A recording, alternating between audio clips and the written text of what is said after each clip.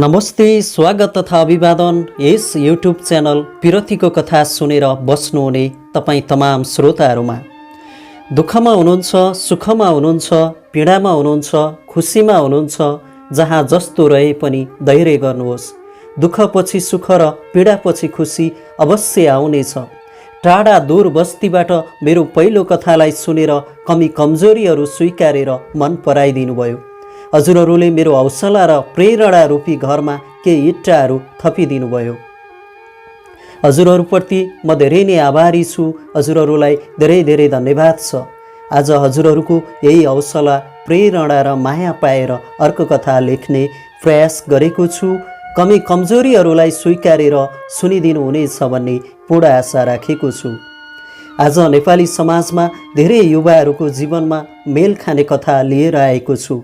कसैको जीवनमा मेल खान गएमा केवल संयोग मात्र हुनेछ।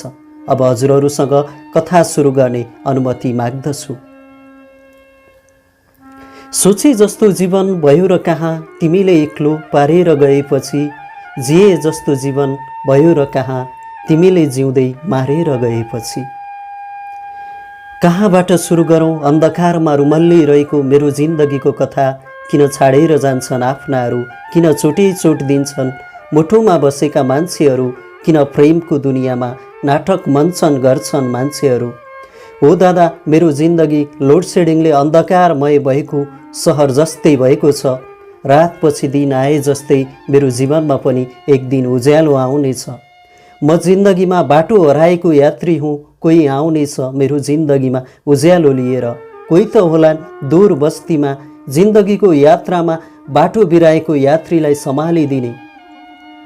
मेरो नाम समीर घिमिरे हो। मेरो जन्म 2045 साल असार 21 गते प्राकृतिक सुन्दरताले भरिपूर्ण पाल्पा जिल्लाको तानसेन नगरपालिका वडा नम्बर 8 मदन पोखरामा भएको हो। म जन्मदा आकाशमा कालो बादल मडारिएर मेघ गर्जँदै पानी परिरहेको थियो रे। 2 दिनसम्मको लामो व्यथा लागेर पनि मलाई जन्म दिन नसकेपछि गाउँलेहरूले झरीमा रुच्दै रुच्दै मेरो आमालाई डोलीमा बोकेर हस्पिटल लाँदै थिए रे। तर अचानक बाटोमा म अभागी जन्मिएको रे। म जन्मिएको केही छिनमै मेरो आमाले यो संसार छोडेर जानुभएको रे। भगवान पनि कति निष्ठुरी रहेछन्। एउटा अबोध बालकलाई समाजमा आमा टोकुवाको बिल्ला भिराएर उसकी आमालाई खोसेर लगे। सायद म अभागी जन्मेको दिन भगवानले पनि मेघ गर्जिँदै पानी पारेर आफ्नो गल्तीको प्रायश्चित गर्दै थिए होलान्। मेरो हजुरबा अर्थात् सोमप्रसाद घिमिरेको 8वटा नातिनीपछि कान्छो छोराको पहिलो सन्तानको रूपमा म जन्मिए पनि त्यस घरको कुनै सदस्यको ओठमा आँसु थिएन रे। थियो त केवल गहभोरी आँसु मात्र। ती बुढा हजुरबाले न स्वर्गको बाटो खुल्ला भयो भनेर गर्व गर्न नै सके, न लड्डु मिठाई बाँड्न नै सके, न भोज गर्न नै सके। जुठो र सुत्केरो सँगै परेको मेरो घरमा सबैको प्रिय मान्छे खाएको बिल्ला लागेको मलाई कसैले अनुहारसम्म हेरेनन् रे। बुढी हजुरआमाको काखमा गाईको दुध खाँदै हुर्किएको रे। मेरो बाबाले पनि आमा बितेको महिना दिन नपुग्दै दोस्रो बिहे गर्नुभएछ। यो समाज पनि अचम्मको छ। यहाँ श्रीमानहरू मर्दा श्रीमतीले केही पल श्रीमानसँग बिताएका यादहरूलाई जिउने सहारा बनाएर पुरा जिन्दगी कटाइदिन्छ।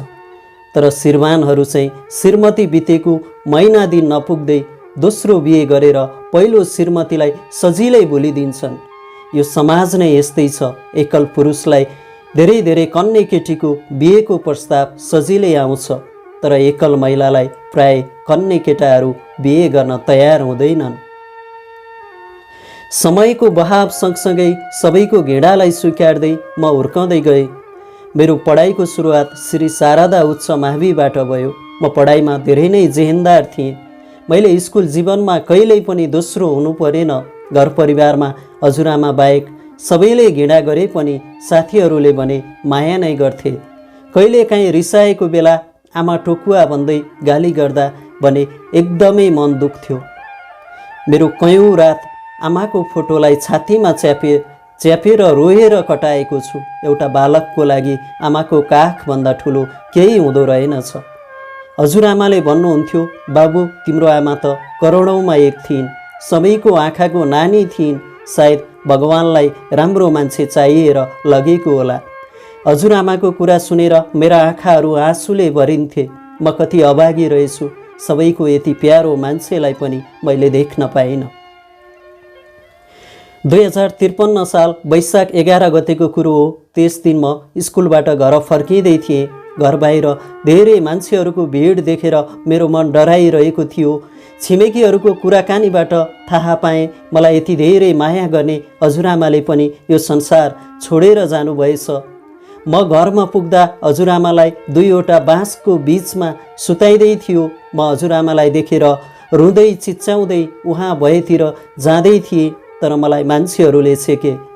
मान्छेहरूले मलाई हजुरआमाको नजिक जानबाट छेकी पनि आँखाबाट आँसु र मुखबाट आवाज छेक्न सकेनन्। यतिकैमा कसैको आवाज मेरो कानमा गुन्जियो। यो आमा टोकुवाले हजुरआमालाई पनि टोकेरै छाड्यो। यो आवाज मेरो बाल मस्तिष्कमा कहिल्यै नमेटिने छाप बनेर बसेको छ।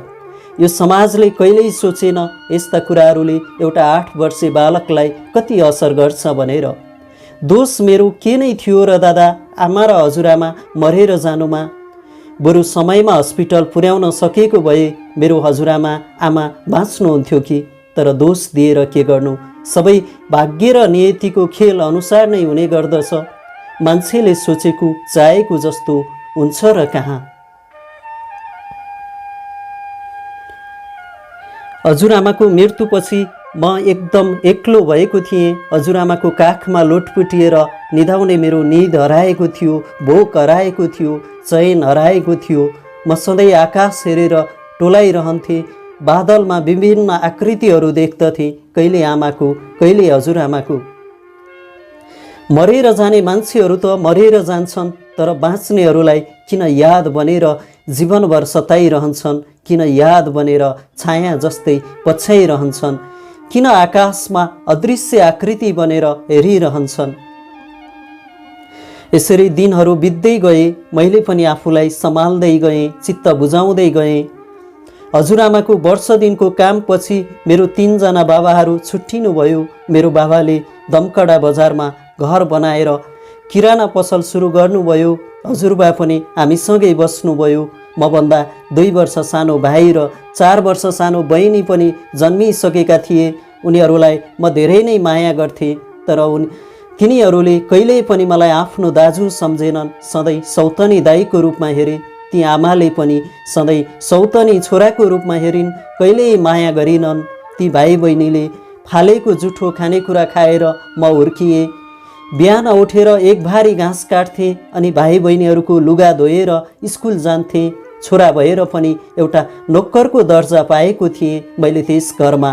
दुःख गरेर पढे पनि एकदम राम्रो थियो मेरो पढाइ, तर मेरा भाइ बहिनीहरू एकदम सुखले पढे पनि पढाइमा कमजोर थिए।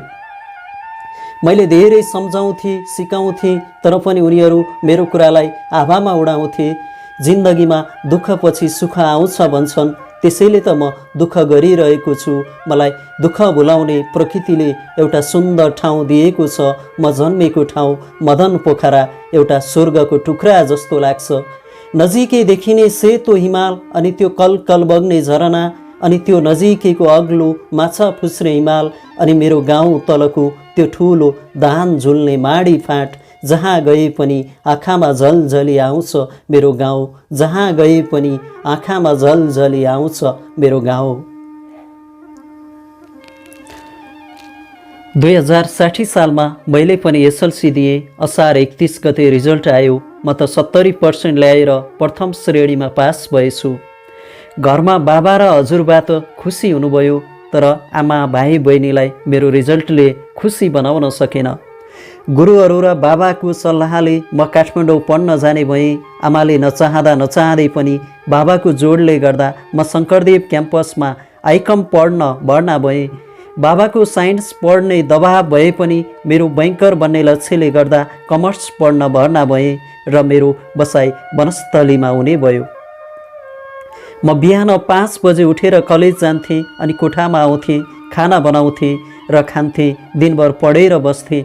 एकदम राम्रो थियो मेरो पढाइ। केही महिनापछि आर्थिक स्थिति मजबुत हुँदाहुँदै पनि घरबाट खर्च आउन छोड्यो। बाबालाई फोन गरेर रोएँ कराएँ, तर आमाको इसारामा नाच्ने मेरो बाबाले खर्च पठाउन सक्नु भएन। खर्चको लागि मैले कलिलो उमेरमै जागिर खानुपर्ने स्थिति आयो। त्यो काठमाडौँ सहर, त्यो स्वार्थी मनहरूको सहर, त्यो छल कपटको सहरमा जागिरको लागि मैले धेरै भौतारिएर हिँडेँ, तर कतै जागिर पाउन सकिनँ। म निराश थिएँ। मेरा सपनाको महल डगमगाएर, तर मेरो सपनाको महल त्यति कमजोर थिएन। दुःख, पीडा, अभाव, तिरस्कार रूपी इट्टा र मसलाले मजबुत बनेको थियो। म जागिरको खोजीमा भौतारिरहेँ, तर जागिर पाउन सकिनँ। जागिर नपाएको तनाव भए पनि म कलेज भने निरन्तर रूपमा गइरहन्थेँ। कलेज जाने क्रममा एक दिन अकाउन्ट सर नआउनु भएकोले म कलेज बाहिर चौरमा एक्लै घाम ताप्दै थिएँ। जागिरको तनावले गर्दा कसैसँग पनि बोल्न मन लाग्दैनथ्यो। पछाडिबाट मलाई कसैले बोलाएको आभास भएर पछाडि फर्किएँ। बोलाउने मान्छे देखेकै भए पनि उनीसँग चिनजान थिएन, बोलचाल थिएन। नजिकै उभिएको देखेर उनलाई बस्न अनुरोध गरेँ। उनी पनि फ्रेन्डसिपको हात फैलाउँदै मेरो आडैमा बसिन्। उनको नाम दिलासा पौडेल रहेछ। उनको घर चाहिँ लमजुङ जिल्लाको बेसी सहर भन्ने ठाउँमा रहेछ। मैले आफ्नो पनि परिचय दिएँ। उनले क्यान्टिनमा चिया खान जाने अनुरोध गरिन्। मैले उनको अनुरोधलाई नाइ भन्न सकिनँ र उनको पछि लागेँ। 2 कप चिया अर्डर गरेर हामी टेबुलमा बस्यौँ। एकछिन हामी दुवैजना मौन थियौँ। उनले त्यो मौनतालाई भङ्ग गर्दै सोधिन्, किन आज हजुरको अनुहार एकदम स्याड देख्छु त? मिल्छ भने मलाई सेयर गर्नु न प्लिज। हजुरको अनुहारमा लागेको बादललाई मैले पो हटाउन सक्छु कि? उनको कुरा सुनेर मैले भने, भो छाडिदेऊ। मेरो दुःखको कथा सुनाएर हिमालमा हिउँ परेको जस्तो तिम्रो हँसिलो मुहारमा बादल लाग्नुको कारण म बन्न चाहन्न।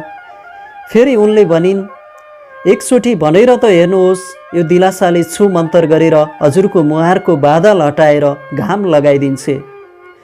उनको आफ्नोपनको आभास दिने अनुरोधलाई नकार्न नसकेर मैले सबै जिन्दगीको राम कहानी सुनाएँ। मेरो दुःखको कथाले उनको आँखामा मुसलधारे वर्षा गराएछ। सायद मेरो अनुहारको बादललाई हटाएर घाम लगाउनको लागि पो थियो कि मैले पनि डराई डराई कापेको हातले उनको परेले रुझाएको आँसुलाई पुछिदिएँ। सायद जिन्दगीमा पहिलोपटक मेरो दुःखले छोएर कोही रोएको थियो। उनको केही बेरको सामिप्यताले आफ्नोपनको आभास दिलाएको थियो। मेरो कुरा सुनेर फेरि उनले भनिन्, सायद भगवानले पनि एउटा दुखित मान्छेसँग अर्को दुखित मान्छेको भेट गराइदिएछ। मेरो पनि हजुरको जस्तै दुःखको कथा छ, तर पनि म खुसी छु। जिन्दगीमा जे छ जस्तो छ त्यसैमा सन्तुष्ट हुन सक्नु पर्दछ। जसरी सिधा सडकमा पनि हिँड्दै गर्दा मोड आउँदछ, त्यसरी नै जिन्दगी जिउँदै जाँदा कतै दुःखको कतै सुखको मोडहरू अवश्य आउनेछ। हजुरसँग त माया गर्ने, अभिभावकको कर्तव्य पालना गर्ने बुबा आमा नभए पनि नामका त बाबुआमा छन्, तर मसँग त त्यही नामका बाबुआमा पनि छैनन्। म कति अभागी छु, तर पनि खुसी छु। तपाईँ त झन् मभन्दा पनि खुसी हुनुपर्ने होइन र? तपाईँसँग त भन्नका लागि भए पनि बुबाआमा, भाइ बहिनी, आफन्तहरू त छन्, तर म त बाबुआमा आफन्तहरू सबै हराएको मान्छे हो। आजभन्दा करिब 10 वर्ष पहिले 2050 साल मक्सिर 12 गते बोलेरो गाडीमा वीरगञ्ज जाँदै गर्दा हेटौँडा नजिकै दुर्घटना भएर मेरो बुबा आमाको मृत्यु भएको रे। म त्यति बेला जम्मा 6 वर्षको थिएँ। मलाई राम्रोसँग त्यति बेलाको याद पनि छैन। मेरो बाबा मामु अङ्कल भएर नवलपारिस परासीमा ब्रोइलर कुखुरा पालनको व्यवसाय सञ्चालन गर्नुभएको थियो रे। हाम्रो त्यति बेला व्यवसाय राम्रो चलेको थियो रे। मेरो बुबा आमाको दुर्घटनामा परेर मृत्युपछि मेरो मामा घर बेसी सहरमा हजुरबा हजुरआमाको हेरचाहमा म हुर्कँदै गएँ। पछि ठुलो भएपछि थाहा पाएँ मेरो बुबा आमाको दुर्घटना आफै भएको होइन रहेछ। मेरो पापी अङ्कलले सम्पत्तिको लोभले गर्दा त्यो दुर्घटना गराइएको रहेछ। मामाहरूले त्यो पापीलाई जेलमा कोच्नको लागि, सजाय दिलाउनको लागि धेरै प्रयास गर्नुभएको रहेछ। पुलिस रिपोर्ट र मुद्दा मामिलाहरू गर्नुभएको रहेछ। तर प्रमाण पुर्याउन नसकेर त्यो पापीलाई कानुनी कारबाही हुन सकेन।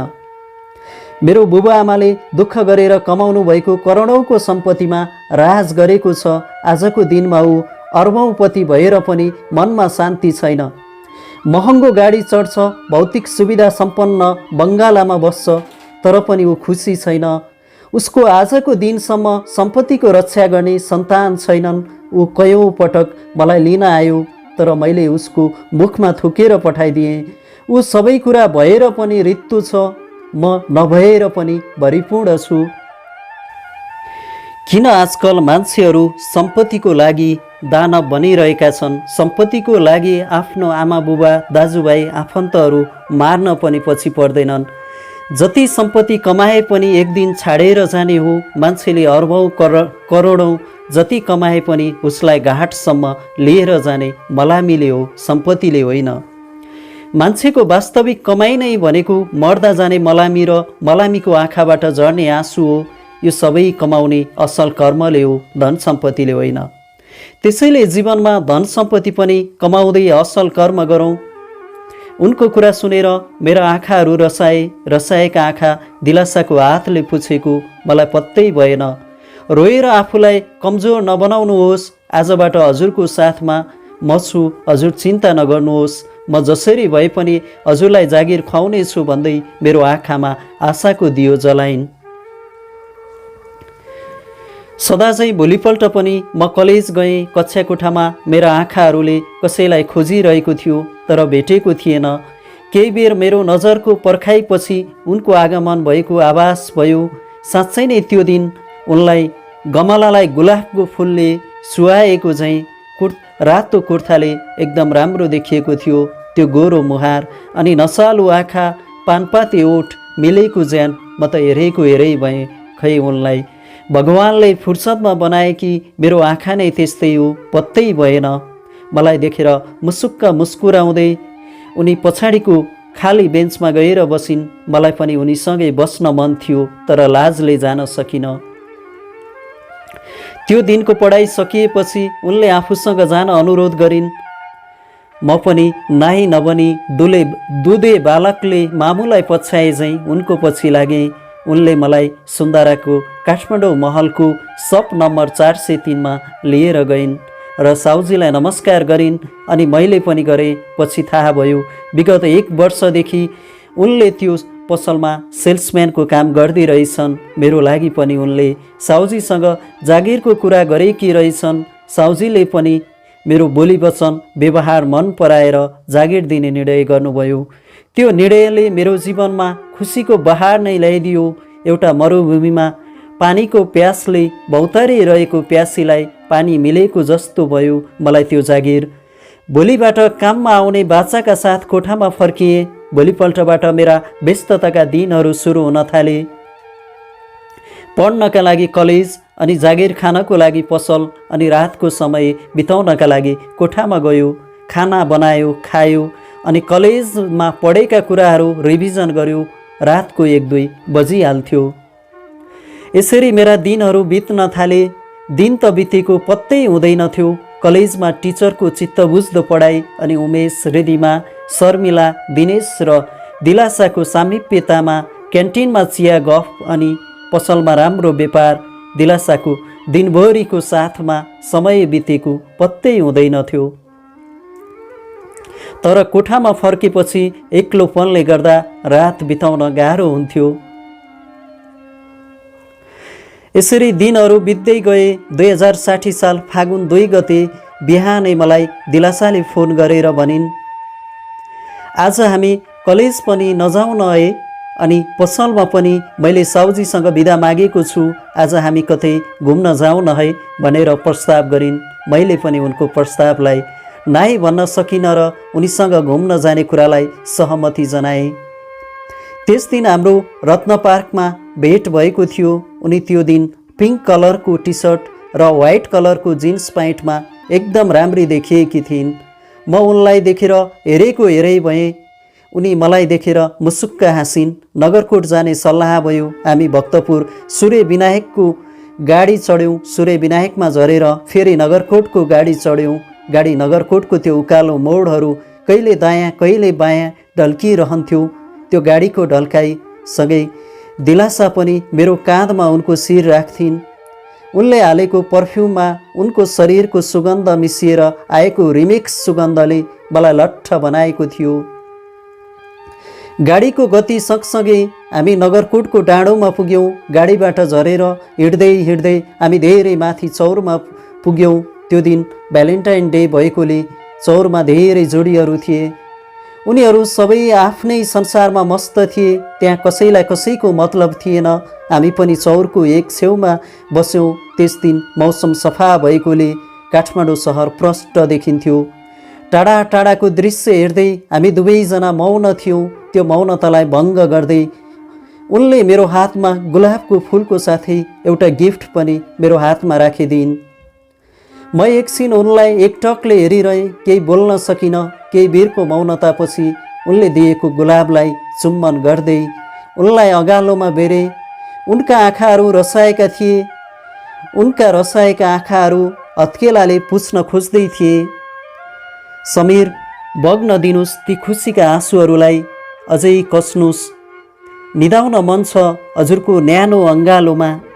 मेरो वर्षौँदेखि हराएका सपनाहरू भेटिएको जस्तो महसुस गरेको छु। परदेशिएका खुसीहरू फर्किएको महसुस गरेकी छु। जीवनमा पहिलोपटक कसैको न्यानो अँगालो र माया पाएकी छु। जिन्दगीभर नछुट्ने हजुरको साथको अपेक्षा गरेको छु समीर मैले, भनेर दिलासाले भनिन्। दिलासाको कुरा सुनेर उनलाई मैले भने, दिलासा जुन दिन म दुःखमा थिएँ, काठमाडौँमा मेरो बाँच्ने तिमी सहारा बनेर आयौ, एउटा बलियो भरोसा बनेर आयौ, सुख दुःखको भारी बिसाउने चौतारी बनेर आयौ। तिमी नै त छौ एउटा मेरो मुटु जस्तो प्रिय मान्छे, जोसँग हाँस्न सक्छु, रोन सक्छु, मनका सारा कुराहरू सुनाउन सक्छु। आफ्नो यति प्रिय मान्छेलाई जीवनसाथी बनाउन नचाहने सायदै को होला र। मात्र समयको पर्खाइमा थिएँ। तिमीलाई भन्नको लागि भन्न डराइरहेको थिएँ। कतै तिमीबाट अस्वीकार हुन्छ कि भन्ने म चाहन्नथेँ। तिमीसँग जीवनसाथीको बत्ती बाल्ने आशमा मित्रताको दियो निभाउन। तिमी बिना मेरो जिन्दगी अन्धकारमय हुनेछ। तिमी त मेरो जिन्दगीमा दियो बनेर भए पनि, बिजुली बत्ती भएर पनि बल्नै पर्छ दिलासा, भनेर मैले भने। यसरी हामीले मनभरिका मायाका कुराहरू साटासाट गऱ्यौँ। कुरा गर्दा गर्दै दिन बितेको पत्तै भएन। साँझ परेपछि सँगै गाडीमा फर्क्यौँ। छुट्टिने चाहना नहुँदा नहुँदै पनि हामी छुट्यौँ। कोठामा पुगेपछि मनभित्र बसेको मान्छेको साथ पाएर होला म खुसीले गर्दा निदाउनै सकिनँ। रातभर उनकै बारेमा सोचिरहेँ। यो प्रेम भन्ने चिज नै कस्तो हो कस्तो दादा। कसैलाई गुमाउँदा पनि, कसैलाई पाउँदा पनि निद नै छोडिँदो रहेछ, निद नै छोडिँदो रहेछ। यसरी समयको गति सँगसँगै हाम्रो जागिर, पढाइ र प्रेम निरन्तर रूपमा नदीको पानी झैँ बगिरह्यो। कुनै अवरोध थिएन हाम्रो प्रेममा, कुनै बाधा थिएन हाम्रो प्रेममा। हाम्रो प्रेम नदीको पानी जस्तै कञ्चन थियो। हाम्रो कलेज, जागिर खाने ठाउँ एउटै भएकोले प्रायःजसो समय हामी सँगै हुन्थ्यौँ। फुर्सदको समयमा हामीले धेरै मायाका कुराहरू गरेका थियौँ। धेरै भविष्यका सपनाहरू बुनेका थियौँ। उनलाई म भन्थेँ, तिमी त मेरो मनको रोजाइ हौ, आँखाको लागि त सारा दुनियाँ थियो। तिमीले नै हो मलाई मायामा जिउन सिकाएको। तिमीलाई नभेटेको भए म सायद आजको दिनसम्म रहन्थिनँ होला। डर लाग्छ कतै तिमीले साथ छोड्ने पो हो कि। मेरो कुरा सुनेर उनले भनेकी थिइन्, समीर हजुर त मेरो मुटुको धड्कन हो। धड्कन बिना म कहाँ बाँच्न सक्छु र। हजुर बिनाको जिन्दगी त म कल्पना गर्न पनि सक्दिनँ। यसरी हरेक दिनको भेटघाट, कुराकानीले हाम्रो माया झन्झन मजबुत हुँदै थियो। उनीसँग काठमाडौँको गल्लीहरूमा कयौँ झरी र घाममा एउटै छाता मुनि रुच्दै हिँडेको छु। कयौँ हलहरूमा सँगै लभ स्टोरी फिल्ममा डुबेका छौँ। कयौँ पार्कहरूमा दिनभरि सँगै अँगालोमा बाँधिएर मायाका कुराहरू साटेका छौँ। यसरी दिनहरू बित्दै जाँदा हाम्रो बीबीएस लेभलको पढाइ पनि सकियो। उनको पढाइ ठिकै ठिकै भए पनि मेरो भने एकदम राम्रो थियो। मैले BBS 72% ल्याएर पास गरेको थिएँ। रिजल्टले मेरो आत्मविश्वासको लेभल बढायो। मेरो बैंकर बन्ने सपनाको नजिक पुगेको आभास भयो र मेरो अर्को सपना दिलासालाई आफ्नो बनाउने समय पनि नजिक आएको महसुस गरेँ। एक दिन उनलाई भने, दिलासा, हाम्रो सपना एउटै छ, चाहना एउटै छ, मन एउटै छ, गन्तव्य एउटै छ भने किन हामी फरक फरक बाटो हिँड्नु र? हामी एक्लै एक्लै साँघुरो बाटो हिँड्नुभन्दा बिहे गरेर बाटो फराकिलो बनाउँदा हुँदैन र? उनले मेरो बिहेको प्रस्तावलाई मनैदेखि स्वीकार गरिन्। आखिर उनी पनि मलाई नै चाहन्थिन्। आखिर उनी मेरो प्रेमिका नै त थिइन् र उनको पनि चाहना मसँगै जीवन बिताउनु नै त थियो। त्यसैले हामीले 2065 साल फागुन 16 गते काठमाडौँमा रहेको पशुपतिनाथको मन्दिरमा सामान्य रूपमा 2-3 जना साथीहरूको सहभागितामा विवाह गर्यौं। कुनै तामझाम भोज भत्तेर बाजागाजा बिना नै विवाह भए पनि हामी एकदम खुसी थियौं। यी कुराहरूले बिहेमा सहभागीहरूको मुहारमा खुसी छाए पनि बेहुला बेहुलीको मुहारमा खुसी छाउन त मन मिल्नु पर्छ।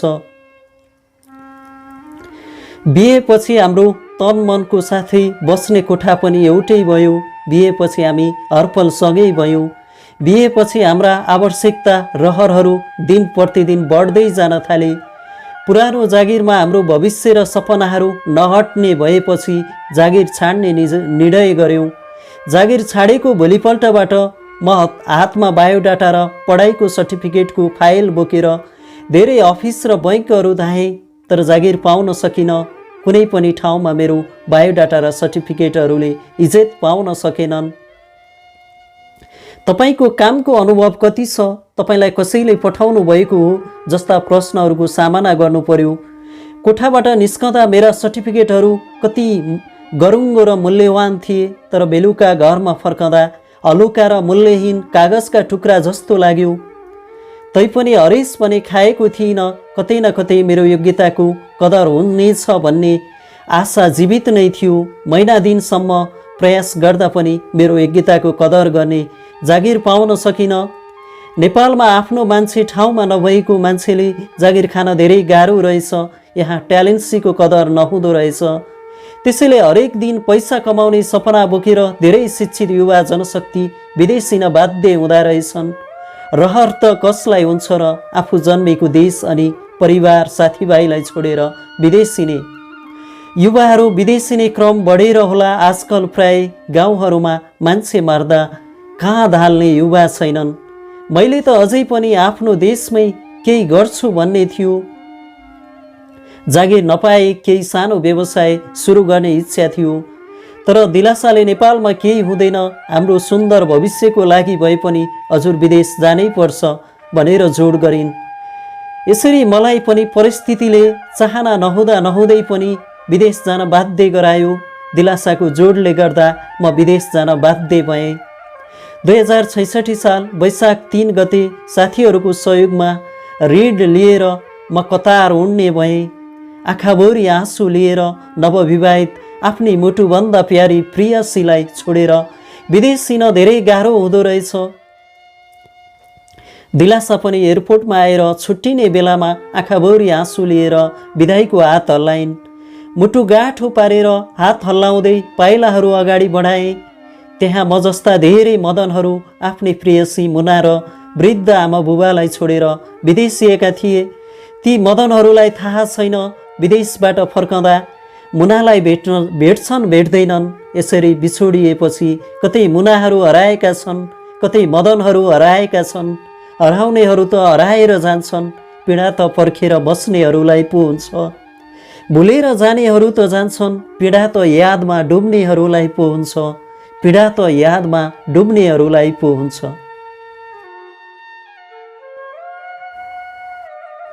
नेपालबाट उडेको 5-6 घण्टामै कतारमा पाइला टेके। जता हेरे पनि मरुभूमि, उराठ लाग्दो ठाउँ, कतै हरियाली छैन। जता हेरे पनि नयाँ नयाँ मान्छे, कतै चिनेको अनुहार छैन। जता हेरे पनि नीलो समुद्र मात्र देख्छु, कतै पिउने मूलको पानी छैन। जता पनि तातो तातो राप आइरहेको छ, कतै रुखको शीतलता छैन। यो सब देखेर जति नै निराश भए पनि देश छोडेर आएपछि काम गर्नु नै छ। पैसा कमाउन आएपछि फर्केर जान कहाँ सकिन्छ र? कतार पुगेको भोलिपल्ट साउले एउटा चिल्लो गाडीमा राखेर मलाई सहरभन्दा धेरै टाढा मरुभूमिमा लिएर गयो। गाडीबाट झरेर एउटा ओट फारममा लिएर गयो। साउले काम गर्ने ठाउँ र बस्ने खाने ठाउँ देखाइदियो। यो सब देखेर म छाँगाबाट खसे जस्तो भएँ। नेपालमा त मलाई दलालले सुपरमार्केटको क्यासियरको काम भनेको थियो, मलाई किन यहाँ लिएर आउनु भएको भनेर सोधेँ। साउले मलाई भिसा पेपर देखायो। भिसामा सबै कुराहरू खुलाएको थियो। एयरपोर्टमा पुगेपछि मात्र दलालले भिसा पेपर दिएको कारण बल्ल पो थाहा पाएँ। गाउँको दाई भनेर विश्वास गर्नाले म जस्तो शिक्षित युवा त ठगिए भने गाउँका सोझा नपढेका दाजुभाइहरू कति ठगिए होलान् ती दलालहरूबाट। विदेशी रेमिट्यान्सबाट धानिएको यो सरकार गरिबको सपना बेच्ने ती दलालहरूलाई किन कारबाही गर्न सक्दैन? साउले मलाई फारममा छोडेर गयो। त्यो उट फारममा मसँगै 3 जना नेपाली र 5 जना बङ्गालीहरू काम गर्दा रहेछन्। त्यहाँ चर्को घाम लागेकोले 50 डिग्री तापक्रम पुगेको थियो, जसले गर्दा मेरो शरीरबाट तर्र पसिना चुहिरहेको थियो। त्यहाँ काम गर्ने एकजना नेपाली दाईलाई सोधे, दाई यहाँ एसीको व्यवस्था त छ होला नि है? मेरो कुरा सुनेर दाईले हाँस्दै भने, कहाँ हुनु भाइ, हामी त ऊँटको दर्जामा छौँ। भाइले पनि अब ऊँटले चाहिँ गर्मी सहनुपर्छ। हामीलाई त बानी परिसक्यो। अब त ऋणले गर्दा घर फर्कन पनि सकिँदैन। त्यहाँ सबैजना म जस्तै दलालीले ठगेका अभागीहरू रहेछन्। मलाई दलाली दाईले भनेको कुराको फेरि याद आयो। कहाँ गर्मी हुनु भाइ, तपाईँले काम गर्ने ठाउँमा पनि एसी हुन्छ, सुत्ने बस्ने ठाउँमा पनि एसी हुन्छ, गाडीमा पनि एसी, तपाईँले गर्मीको महसुस नै गर्न पर्दैन।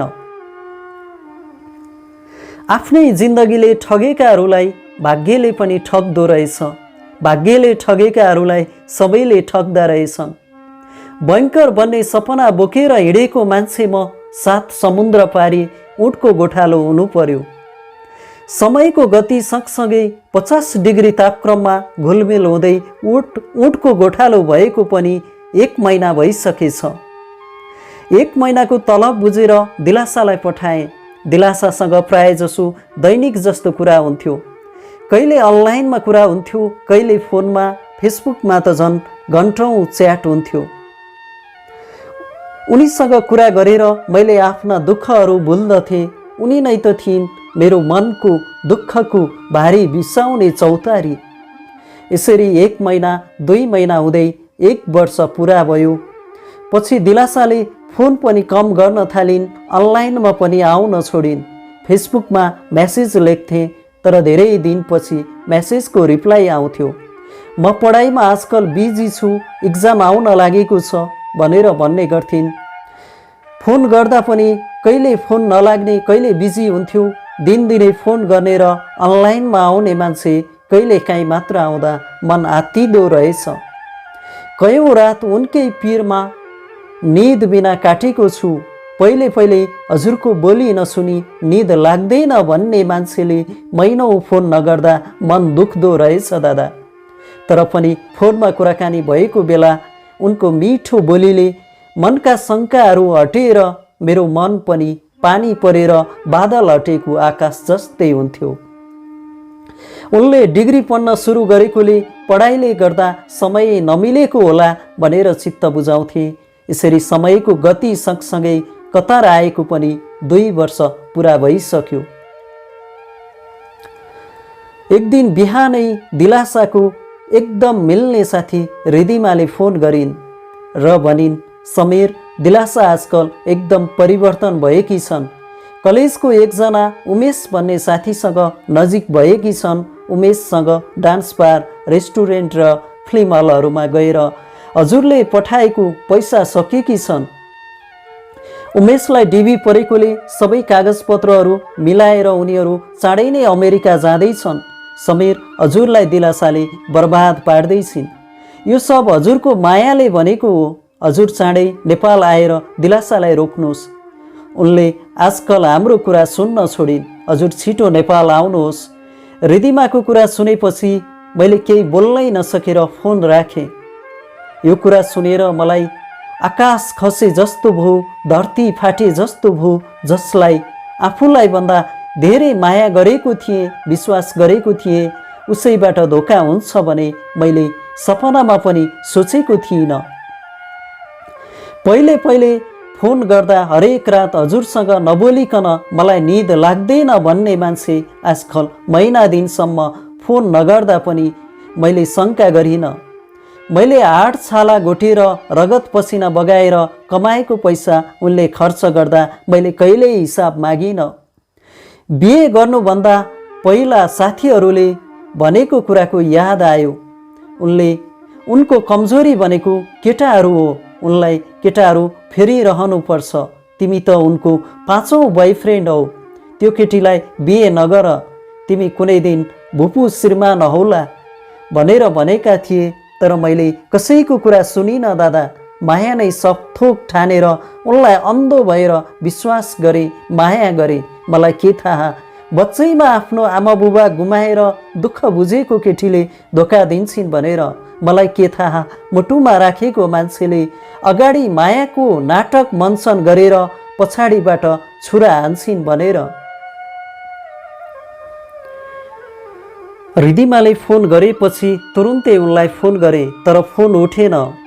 पछि फोन स्विच अफ भयो। त्यस पछाडि फेसबुक प्रोफाइल हेरे, फेसबुक पनि डिएक्टिभेट भएको रहेछ। रातभर निदाउन सकिनँ। निदाउन पनि कसरी सक्थेँ र दादा।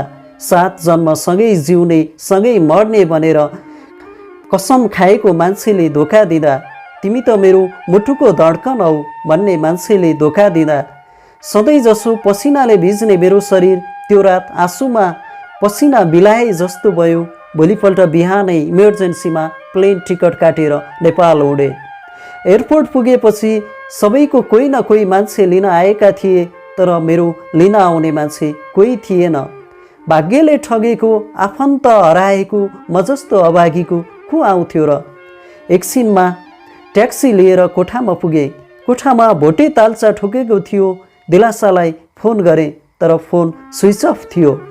त्यसपछि रिदिमालाई फोन गरेपछि थाहा भयो उनीहरू त आज बिहानको 9 बजेको फ्लाइटमा अमेरिका उडिसकेछन्। फोनमा बोल्दा बोल्दै म त त्यहीँ बेहोस भएर ढलेछु। पछि होसमा आउँदा वीर हस्पिटलको बेडमा थिएँ। बेड नजिकैको कुर्सीमा घरबेटी बा हुनुहुन्थ्यो। उहाँले नै मलाई हस्पिटल लिएर आउनु भएको रहेछ। ठिक भएपछि उहाँले नै घरमा लिएर जानुभयो र कोठाको चाबी दिएर धेरै सम्झाउनु भयो। तर यो मन कहाँ सम्झाएर सम्झिन्थ्यो र। जसको लागि बाँचेको थिएँ उनैले जिउनु न मर्नु बनाएर गएकी थिइन्। मेरो जिन्दगीको डुङ्गालाई किनारा लगाउँछु भन्नेले भेल आएपछि बीच नदीमा छाडेर गएपछि यो मन कहाँ सम्झिन्थ्यो र। उनलाई अमेरिकामा पनि सम्पर्क गर्ने धेरै प्रयास गरेँ, तर सकिनँ। आँखामा सजाएको उनको तस्बिरले मेरो निद हराएको थियो। मुटुमा सजाएको उनको यादले मेरो चैन हराएको थियो। निद र चैन हराएपछि म पागल जस्तै भएको थिएँ। हर रात आँसुले सिरानी भिज्थ्यो। उनको कोठामा भएका हर सामानलाई च्यापेर रुन्थे। मेरो रुवाई सुनिदिने कोही थिएन। मेरो भोगाई बुझिदिने कोही थिएन। दुखेको घाउमा मलम लगाइदिने कोही थिएन। थियो त केवल मात्र सुनसान रात। यसरी रातभर रोएर बित्थ्यो भने दिनभर दिलासासँग पल पल बिताएका ठाउँहरूमा भौतारिएर बित्थ्यो। यसरी मनका पीडाहरू भुलाउनको लागि मेरो ड्रग्स सेवन गर्ने केटाहरूसँग सङ्गत हुन थाल्यो। दिन प्रतिदिन म उनलाई भुल्नको लागि लागु पदार्थ दुर्व्यसनको दलदलमा फस्दै जान थालेँ। कुनै दिन प्रेमिकाको साथ बिना बाँच्न नसक्ने मान्छे म लागु पदार्थको साथ बिना बाँच्न नसक्ने भएँ। ड्रग्सले मेरो अवस्था बिग्रँदै जान थाल्यो। पछि म बस्ने घरको घरबेटी बाले मलाई सुधार गृहमा लगेर भर्ना गरिदिनु भयो। उहाँले मेरो जिन्दगीमा बाटो बिराएका मेरा पाइलाहरूलाई सही बाटोमा मार्गदर्शन गरेर आफ्नोपनको आभास दिनुभएको छ। जिन्दगीमा धेरै ठुलो गुण लगाउनु भएको छ। अहिले म आसरा सुधार केन्द्रबाट यो कथा लेखिरहेको छु दादा। थाहा छैन दादा, किन मान्छेहरू सर्पले काँसुली फेरे जसरी रूप फेरिरहन्छन्। किन आफ्नाहरूले मुटुमा बस्ने ठाउँ मागेर पल पल दुखाउँदै तीर घोचिरहन्छन्। किन कलाकारले चाहिँ माया गरेको नाटक मञ्चन गर्छन्। किन मान्छेहरूको भिडमा मलाई आफन्त चिन्न गाह्रो भयो। यहाँ त पराए मान्छेहरू पनि आफन्तीको खोल ओढेर हिँड्दा रहेछन्। यो मान्छेहरूको भिडमा को पराई को आफन्ती चिन्न गाह्रो भयो दादा मलाई। दिलासा, जब तिमी मेरो जिन्दगीमा आयौ, जिउन गाह्रो भएको बेला हौसला र प्रेरणाको साथसाथै मिठो सपना देखायो। लड्दाखेरि हात दियो, रुँदाखेरि साथ दियो, यति मिठो माया दियो, संसार नै जित्छु जस्तो लागेको थियो तिम्रो साथमा। बीच बाटोमा साथ दिएर दो बाटो आएपछि छाडेर गयो। आज म गन्तव्य हराएको यात्री जस्तै भएको छु। रुँदा आँसु पुछिदिने, लड्दा समाइदिने तिम्रो हात छैन आज मसँग। खुसी हुँदा रमाइदिने साथ छैन मसँग। खुसी त अब खै कसरी होला र निष्ठुरी। खुसी हुने मुटु नै तिमीले छोडेर लगेपछि। कुनै दिन त तिमीले नै भन्ने गर्थ्यौ, तिमी त मेरो मुटुको धड्कन हौ। तर आज त्यही धड्कनले साथ छोडिदिँदा मेरो के हाल भएको छ, के तिमीले कहिले सोच्न सक्यौ? सोच्न सकेनौ। सोच्न सकेको भए तिमीलाई हाम्रो मायाभन्दा अमेरिका ठुलो हुन्थेन। तिमीले साथ नछोडेको भए अमेरिका भन्दा पनि सुन्दर स्वर्ग जस्तो हुन्थ्यो हाम्रो मायाको संसार। भौतिक सुख नै सब थोक होइन। सुन, चाँदी, हिरा, मोती, डलर भन्दा माया ठुलो हो सानो। अझै पनि तिमीलाई म पहिलेको जति नै माया गरिरहन्छु। मेरो मायामा कुनै स्वार्थ छैन। गरिब भनेर छाडेर गयो, खाडीमा उठ चराउने मान्छे भनेर हेला गरेर गयो। तर मेरो मायाको पाप लाग्नेछ कुनै दिन तिमीलाई। आज तिमी डलरको पछि लागेर गयो, भोलि त्यो डलरले रुहाउनेछ तिमीलाई। तिमीले त रेदिमासँग उसले खाडीबाट पठाएको पैसा सबै अमेरिका गएपछि फिर्ता पठाउँछु भनेकी छौ रे।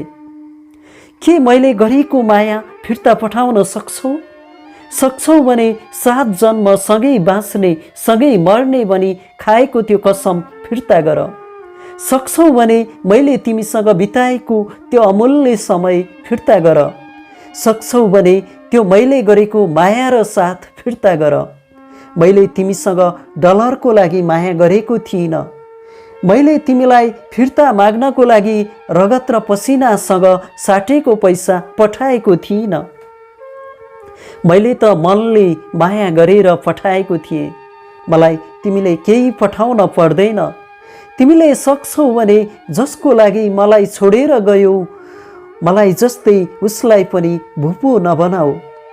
उसको पनि मेरो जस्तै मन हो, दुख्न सक्छ कि तिम्रो जस्तै पत्थरको मुठु बनाइदेऊ उसको पनि। मेरो कथा सुनेर बस्नुहुने सबैजनालाई भन्न चाहन्छु, कसैले छाडेर जाँदैमा, कसैले धोका दिँदैमा जिन्दगी सकिँदैन। कसैको लागि जिन्दगीलाई ड्रग्स जस्तो नर्कको दलदलमा नफसाउनुहोस्। फसेपछि निस्कन धेरै गाह्रो छ। जिन्दगी लामो छ। जिन्दगीको गन्तव्यमा असल कर्म गरेर हिँड्नुहोस्। धोकालाई शक्तिमा बदल्नुहोस्। एउटाले छाडेर जाँदैमा केही फरक पर्दैन। हजुरलाई छाडेर जानेको भन्दा पनि धेरै माया गर्ने मान्छे कोही अवश्य आउनेछ, कोही अवश्य आउनेछ।